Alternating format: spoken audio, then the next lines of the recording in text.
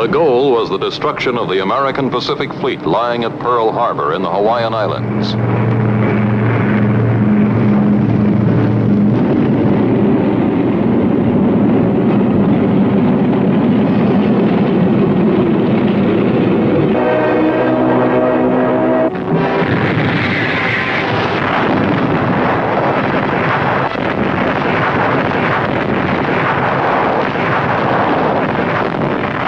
The United States would now be at war with the Axis powers, and the last traces of isolationism were to vanish overnight.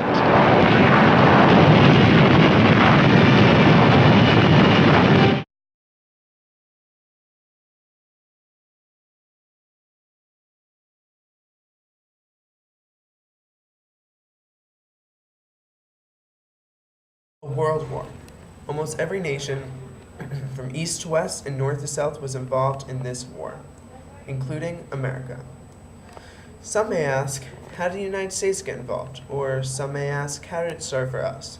Well, it took one event for us to enter, the bombing of Pearl Harbor. The bombing of Pearl Harbor was when the Japanese bombed the Hawaiian port holding most of our major Navy supplies, mostly warships.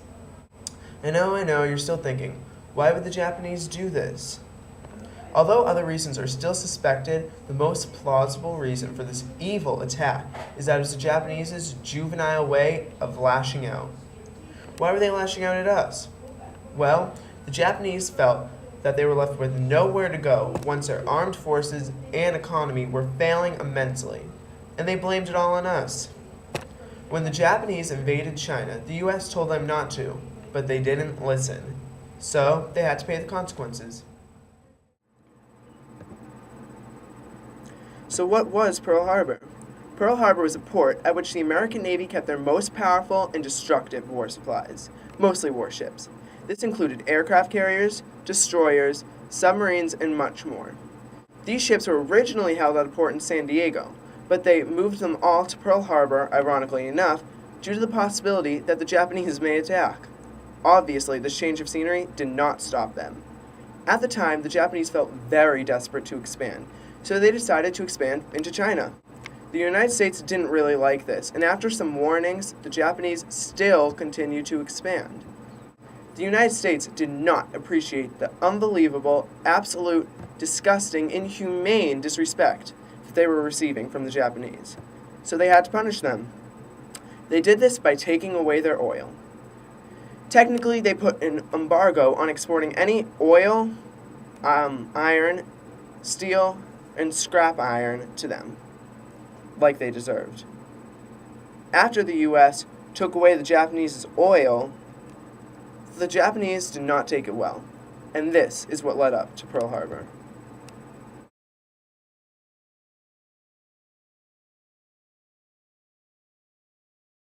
Definitely these kinds of people. As mentioned before, the Japanese really wanted to expand. They felt they needed to expand for multiple reasons. The main reason was because they were growing, but they couldn't support their people. The Japanese population was growing rapidly, and due to the Japanese' major lack of natural resources, they had to import all food, oil, and other necessary products to keep the Japanese people alive. Because of all of this importing, the Japanese economy was going way down. So to have more room for citizens, and to go to a place where more natural resources are available, they felt they needed to expand. They decided that a place that fit all these criteria was China. China held all the natural resources they needed so they wouldn't have to import anything, and considering the fact that China was very large, it also provided more room for the Japanese citizens to live in. So the Japanese invaded China. The U.S. and China were good allies, so the U.S. naturally didn't want the Japanese to invade China.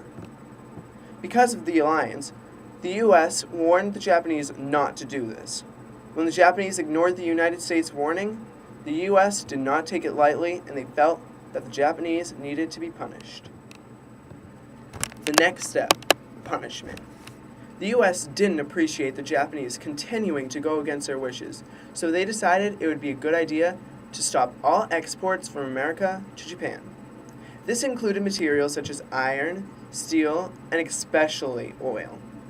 The Japanese depended on other people's oil, Because they had such a lack of natural resources, they depended on supplies that they could get from anyone and anywhere else. They knew that without America's oil imports, they would be lost, and indeed they were. After these exports stopped, the Japanese armed forces and economy went way down. The Japanese obviously did not take this lightly. They felt so angry and betrayed by the US for doing this to their country that they were not going down without a fight. Because of the anger of the oil embargo, and to get ahead in a potential war, bombing Pearl Harbor seemed like the perfect idea to the Japanese. To refresh your knowledge of earlier, Pearl Harbor was a port in Hawaii which the United States Navy stationed many of their more important war supplies and warships. They moved this from San Diego because they had warning that the Japanese may attack, but obviously that didn't matter. The Hawaiian port of Pearl Harbor held so many advanced ships and supplies that the American armed forces would be devastated if they were destroyed. So, if the Japanese were going to ruin any of the U.S. Navy ports, why not destroy the biggest and the most powerful one? AKA, the one that could destroy you the easiest and the fastest if you were going against it in war. The Japanese were expecting the U.S. to start a war soon anyways, so they decided that this would also be a good method to get ahead of them. But that's not the only reason why they attacked. The main reason was to get back at them, all starting with a desperate attempt to expand. Japan ended up being in much more trouble when they first started out, and America ended up being bombed. If America hadn't left Japan stranded with no oil, maybe we wouldn't have gone bombed. But on China's behalf, we had no choice. Did we bring this war upon ourselves? And should we have just stayed out of what may have been considered the Japanese's and the Chinese's business? That just may be one of those things we will never know, but it seems very possible. War and invasions can take such a toll on countries, and if nothing else, hopefully the world will learn that soon. The Japanese invasion of China not only affected both China and Japan, but also America, and more than likely other nations too. So remember, although it may not be directly, war, invasions, and basically any kind of major confrontation may just affect other nations and people in very devastating ways, along with the primary nations and people, of course. Thank you.